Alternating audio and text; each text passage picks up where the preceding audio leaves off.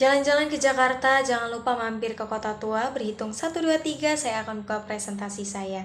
Halo semuanya, perkenalkan nama saya Airini Desura Ginting. Saya biasa dipanggil Reni. Saya merupakan anak kedua dari 3 bersaudara.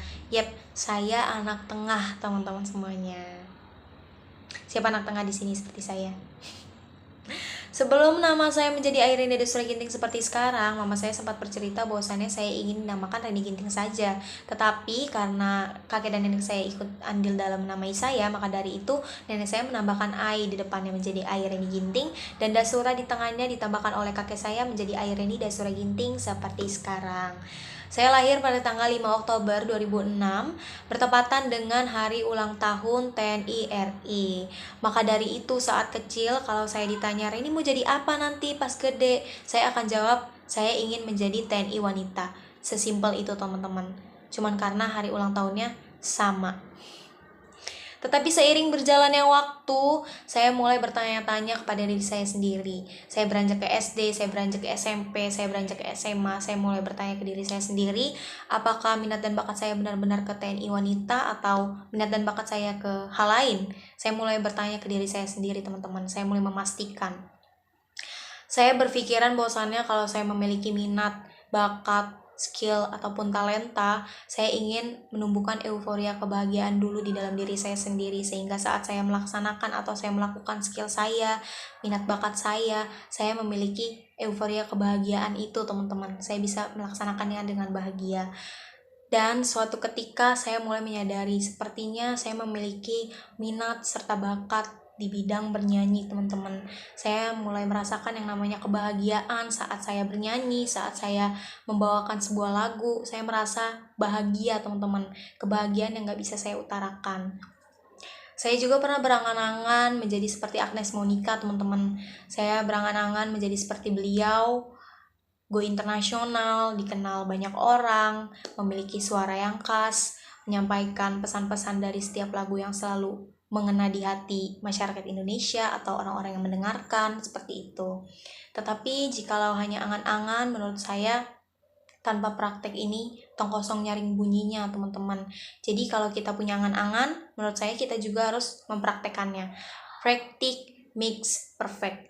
Maka dari itu saya mencoba untuk mempraktekkan angan-angan saya ya menjadi seorang Agnes Monica dengan belajar otodidak melalui Google dan YouTube. Saya mencari, saya mengulik tentang gimana sih teknik suara yang bagus saat bernyanyi, gimana teknik saat nada tinggi, gimana teknik saat nada rendah. Saya mulai mencari secara otodidak, teman-teman. Saya mulai mengulik-ngulik, saya mulai kepo, teman-teman ya. Dan cara saya merealisasikan langkah saya atau langkah konkret saya untuk merealisasikan praktek tersebut adalah saya bernyanyi di depan teman-teman SMP saya.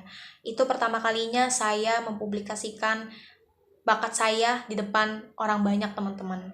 Namun ada beberapa respon teman-teman saya yang menurut saya bikin saya down, teman-teman. Bikin saya jadi overthinking, bikin saya jadi bertanya-tanya tentang bakat yang saya miliki. Apakah bakat saya ini tidak cukup bagus untuk ditampilkan di publik? Saya pernah memiliki pertanyaan seperti itu. Tetapi kuncinya itu sebenarnya ada di lingkungan, teman-teman.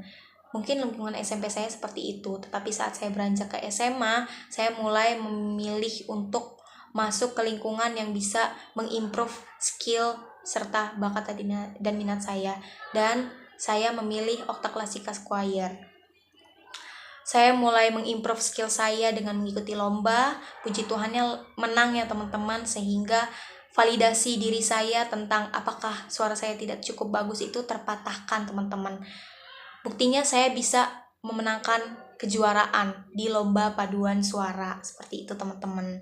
Puji Tuhannya lagi saya memiliki orang tua yang suportif. Mama saya sangat suportif sekali saat tahu saya menang di lomba paduan suara tersebut. Saya lebih didorong lagi, lebih disupport lagi untuk mengembangkan skill saya di bidang bernyanyi, seperti itu, teman-teman. Sehingga saya memutuskan untuk memberanikan diri bernyanyi solo serta trio di depan jemaat gereja saya. Puji Tuhan sekali saya memiliki peningkatan kepercayaan diri saat saya memasuki Okta Classic Choir, dibuktikan dengan saya bernyanyi di depan jemaat gereja saya. Dan achievement yang sangat saya syukuri sampai pada hari ini adalah saya diajak untuk menjadi tim singer ibadah ketiga. Saya diajak untuk memuji dan memuliakan serta menyembah Tuhan bersama-sama dengan para jemaat-jemaat gereja. Itu salah satu achievement yang sangat saya syukuri sampai pada hari ini, teman-teman. Saya bisa membuktikan ke teman-teman SMP saya bahwasannya saya bisa. I can do it, guys. Look at me now. Seperti itu. Bukan I can't do it, tapi I can do it. Dan saya yakin teman-teman juga pasti bisa seperti saya. Seperti itu, teman-teman. Walaupun saya sudah berjalan sejauh ini dengan achievement saya tetap belajar, teman-teman. Saya tetap ingin mengimprove skill saya, talenta saya. Saya tidak mau untuk tiba-tiba merasa puas, tapi saya harus tetap untuk mengimprove skill saya agar menjadi lebih baik lagi. Dan ingat teman-teman, kita juga tetap harus bersinar dimanapun kita berada. Kita tetap harus menjadi berkat bagi sesama kita melalui minat dan bakat kita, melalui skill dan talenta kita. Sebisa mungkin kita manfaatkan ke hal-hal yang positif dan baik. Seperti itu, teman-teman. Karena the best thing in life are yours. If you can appreciate yourself, gimana kalian bisa mengapresiasi diri kalian, gimana kalian bisa menghargai diri kalian, gimana kalian bisa mencintai kekurangan, kelebihan, dan minat bakat kalian. Coba untuk apresiasi diri sendiri ya, teman-teman.